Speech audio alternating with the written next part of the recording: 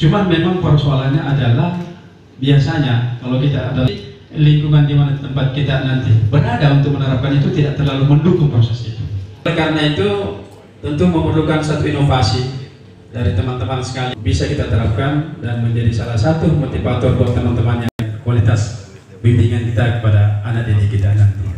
Karena preceptors ini ya memang sudah kita kenal.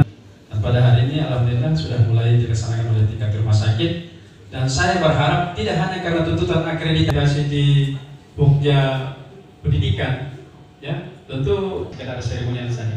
Tapi kalau itu dianggap sebagai salah satu kebutuhan, tentu ini akan menjadi kebutuhan yang terus-menerus menjadi. Bapak yang diberikan oleh Ketua PBNI kita.